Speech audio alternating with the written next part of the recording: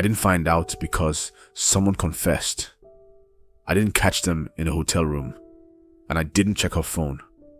I found out the night my wife said the company lodged us. It was too late to come home. She said it calmly, as if it was normal, as if it didn't require further explanation.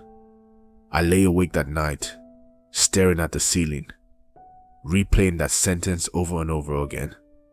Something about it refused to settle, and as the night grew quieter, memories I had ignored for months began to return.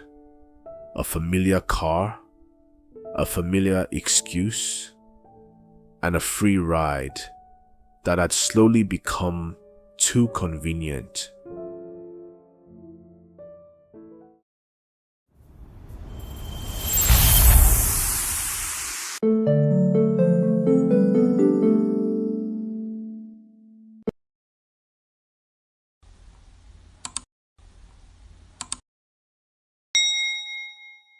My wife and her manager were not close when it started.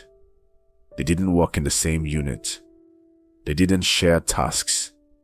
They weren't seen together often. They were simply colleagues who lived in the same direction. One evening, she complained about transport. The buses were overcrowded. The rain was heavy. Everyone wanted to go home. She mentioned it casually later. My manager said I could join his ride to the bus stop. It sounded harmless, and at that time, it truly was. But one ride became two. Two became routine. Routine became expectation. And before anyone noticed, the car became a private space where conversations lasted longer than necessary. At home, I had no reason to doubt her. She kept her routine. She still cooked. She still talked. When she said she closed late, I believed her. When she said her manager dropped her off, I felt relieved she didn't walk alone. Sometimes people joke about it. That man always drops your wife. I smiled and brushed it aside. In our culture, trust is sacred. You don't question your spouse without proof. You don't embarrass your home with suspicion. So I trusted, even when something inside me whispered otherwise. The company get-together was announced weeks earlier. It was official, an evening event, the food, music, speeches. She dressed carefully that day, not extravagantly, deliberately. That night, she didn't return home. Her call came late. Her voice was steady. It's already late. The company lodged us. I didn't argue. I didn't accuse. But when the call ended, my heart felt unsettled. It wasn't anger. It wasn't jealousy. It was the feeling that something had crossed the line quietly. As the night dragged on, worry replaced sleep. That was when I remembered a friend, someone I had known for years. His sister worked in my wife's company. I had known this fact, but it had never mattered until that moment. I called him.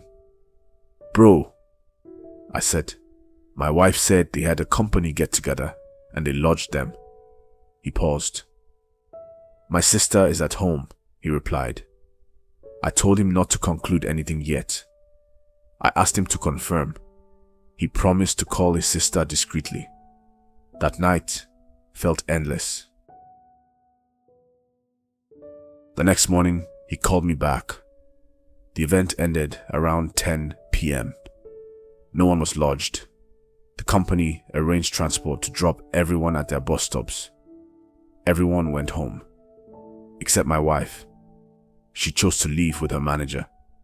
That was when everything aligned.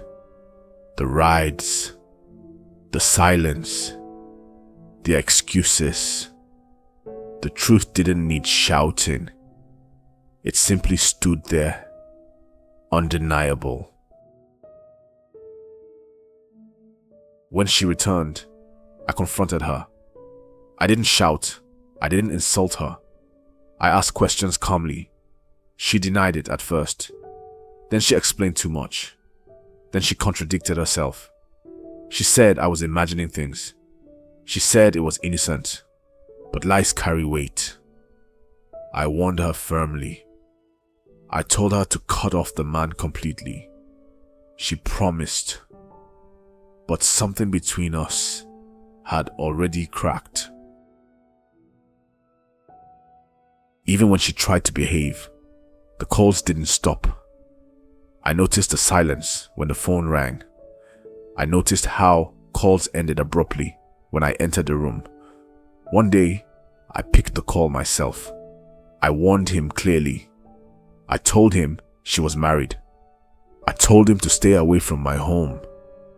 He apologized. But apologies without change are empty. The calls continued. And with every call, trust drained further from my marriage. That was when I contacted HR. Not in anger. Not with threats. I explained everything carefully. I told them how the relationship started. I told them about the rides, the lies, the lodging story. I told them how I had warned my wife and how the man continued calling. HR listened patiently. They sympathized with me. They apologized. They said they would look into it. They invited both of them separately, then together. They warned them seriously. It was against company rules and against professional conduct. From that moment, the office atmosphere changed. Time passed. The affair stopped officially, but consequences don't rush. Months later, investigations began in the company. The manager was questioned. Financial records were reviewed.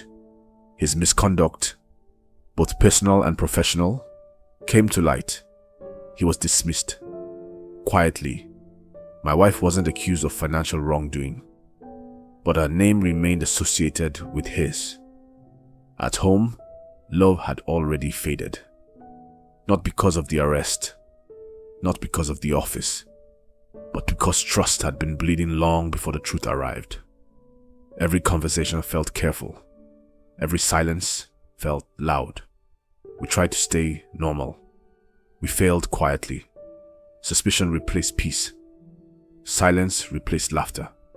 And one day, without shouting or drama, we accepted what had already happened inside us.